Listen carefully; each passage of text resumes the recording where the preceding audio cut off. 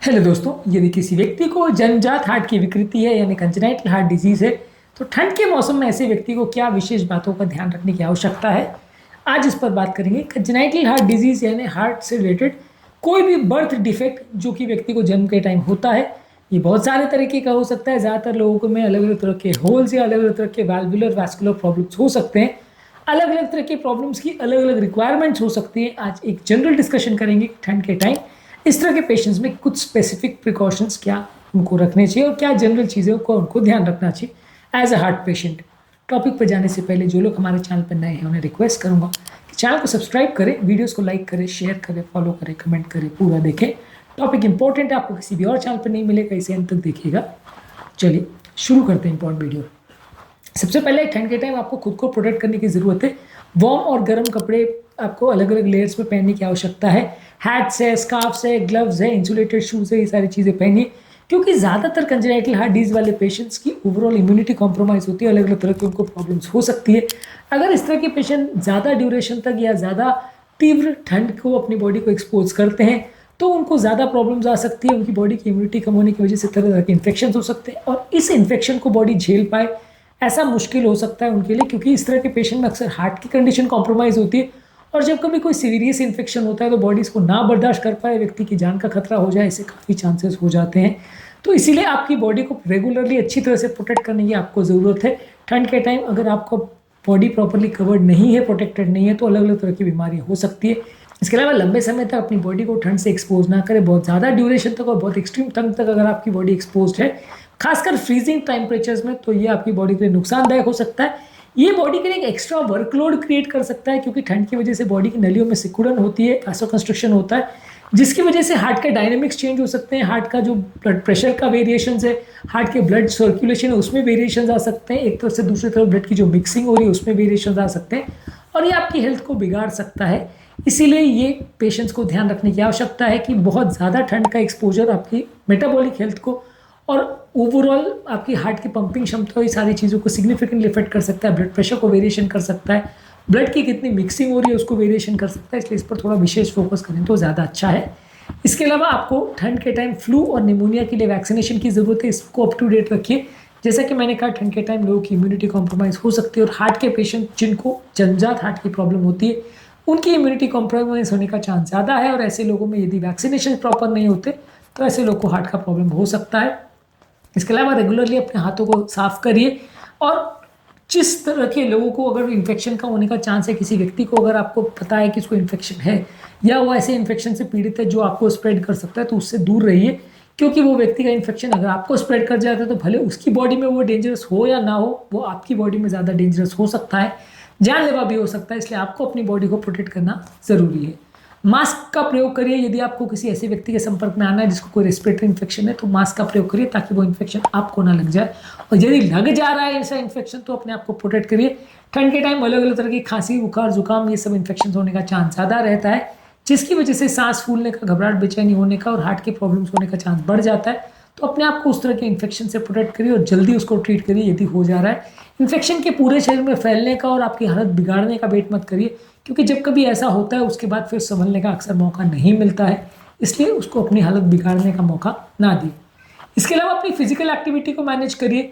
बहुत आपको घर पे बैठे बैठे का टाइम स्पेंड नहीं करना है, आपको एक्सरसाइज करते रहना है, एक्टिव रहने की आवश्यकता है। जो लोग एक्टिव रहते हैं उनको प्रॉब्लम्स और इश्यूज होने का चांस कम है।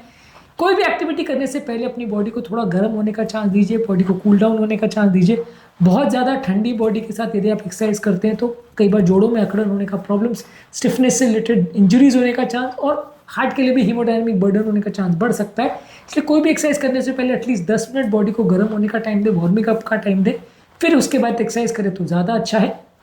ठंड के टाइम एक्सरसाइज करना तो ज़रूरी है लेकिन बहुत एक्सेसिव एक्सरसाइज मत करिए। कई बार आप ठंड के टाइम बर्फ़ उठाने लग गए या रास्ता साफ करने लग गए कि गार्डनिंग करने लग गए, ऐसा कुछ बड़ा भारी काम आप लेके बैठ गए तो हो सकता है वो एक्सेसिव वर्कलोड, यदि आपको हार्ट का प्रॉब्लम है और वो अनट्रीटेड है तो आपकी बॉडी ना बर्दाश्त कर पाए।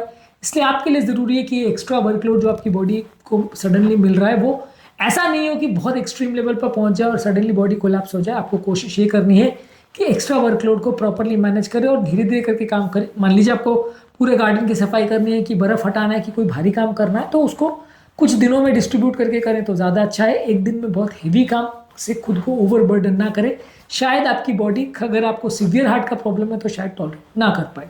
इसके अलावा आपको जो भी लक्षण है उसको रेगुलरली चेक करते रहिए। अगर आपको कमजोरी, सुस्ती, चेहरे पर सूजन, सांस फूलने का प्रॉब्लम, हाथ पांव के नीले पड़ने का प्रॉब्लम अगर हो रहा है तो ज़्यादा विजिलेंट रहिए।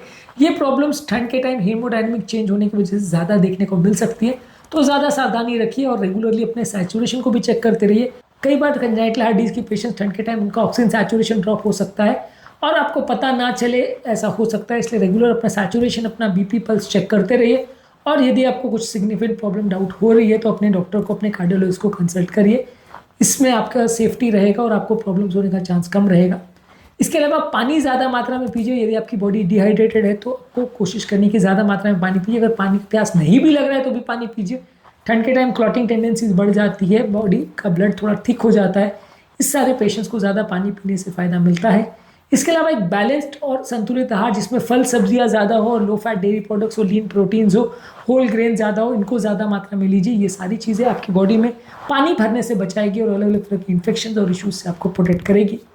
इसके अलावा कोई भी टेम्परेचर का अगर चेंज हो रहा है तो कोशिश रखिए कि घर पर सडन टेम्परेचर चेंजेस नहीं हो, बहुत ज़्यादा बॉडी को ठंड का एक्सपोजर नहीं हो। मान लीजिए घर का टेम्परेचर 25 डिग्री और बाहर का टेम्परेचर 5 डिग्री, तो इतना सडन एक्सपोजर बॉडी को नहीं होना चाहिए, नहीं तो ये सडन टेम्परेचर चेंज आपकी बॉडी ना टॉलरेट करे, ऐसा हो सकता है। बाहर अगर जा रहे हैं तो टेम्परेचर से अपने आप को प्रोटेक्ट करिए ताकि आपकी इनर बॉडी का कोल्ड टेम्परेचर सडनली ड्रॉप ना हो जाए। और कोशिश करिए कि घर का टेम्परेचर भी बहुत ज़्यादा कोल्ड, ऐसा एक्सट्रीम लेवल पर ना पहुँच जाए। घर को प्रॉपरली हीटेड और ह्यूमिडिफायर यूज़ करके कोशिश करिए कि घर का टेम्परेचर और एयर जो है वो थोड़ा सा मॉइस्ट भी रहे। कई बार ठंड के टाइम ड्राई एयर यानी सूखी हवा जो ठंड के टाइम ज़्यादा होती है, लैक ऑफ ह्यूमिडिटी की वजह से लोगों को इन्फेक्शन और इन्फ्लेमेशन होने का चांस ज़्यादा होता है। इसलिए ठंड के टाइम कोशिश करिए कि बॉडी थोड़ा ह्यूमिड रहे, थोड़ा पानी लेते रहिए और घर पे ह्यूमिडिफायर का प्रयोग करिए जिससे आपका वातावरण में जो एयर है वो भी थोड़ा ह्यूमिड रहे, थोड़ा मॉइस्चर, नमी उसमें मेंटेन रहे। यदि आपको कोई दवा प्रिस्क्राइब करी गई है तो उसको रेगुलर बेस पे लेते रहिए। दवाओं को छोड़ना या उसको मिस करना प्रॉब्लम हो सकती है। जो एरिया में बर्फ़ का प्रॉब्लम है या जहाँ कम्युनिकेशन का गैप हो सकता है, आप बाहर ना निकल पाओ, ऐसा हो सकता है, तो एक्स्ट्रा सप्लाई दवाइयों की रखिए अपने पास और दवाइयाँ बंद ना हो इसके लिए विशेष ध्यान रखिए। इमरजेंसी के लिए भी थोड़ी तैयारी रखिए। कई बार अलग अलग तरह के कार्डियोवास्कुलर प्रॉब्लम्स और इमरजेंसी राइज हो सकती हैं जिसके लिए आपको ठंड के टाइम हॉस्पिटल पहुंचना मुश्किल हो सकता है, खासकर वो एरिया में जहाँ बर्फबारी होती है। आपको इमरजेंसी के लिए घर पर क्या मैनेज करना है उसके लिए तैयारी होनी चाहिए, उसके लिए मेंटल और घर पर अवेयरनेस होनी चाहिए, प्रिपेयर्डनेस होनी चाहिए।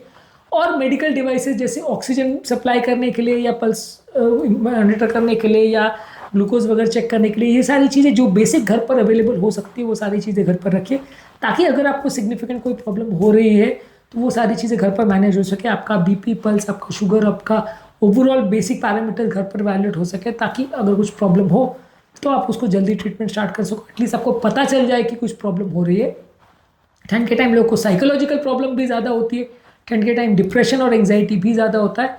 तो yoga, meditation, deep breathing exercise, ये सारी चीज़ें करके और लोगों के साथ कम्युनिकेशन मेंटेन करके आप अपने डिप्रेशन और एंग्जाइटी को कम कर सकते हैं। ठंड के टाइम अक्सर लोग दूसरों के साथ कम्युनिकेट भी नहीं कर पाते हैं, लोगों के साथ टाइम स्पेंड नहीं कर पाते हैं। इसकी वजह से भी बहुत ज़्यादा साइकोलॉजिकल प्रॉब्लम्स होती है। तो ठंड के टाइम आप डिप्रेशन में ना जाएं, इसके लिए कोशिश करिए कि सबसे आप बात करते रहिए। अपने घर वालों के साथ, अपने पड़ोसियों के साथ, अपने फ्रेंड्स के साथ, अगर अवेलेबल ना भी हो तो फ़ोन पर बात करिए।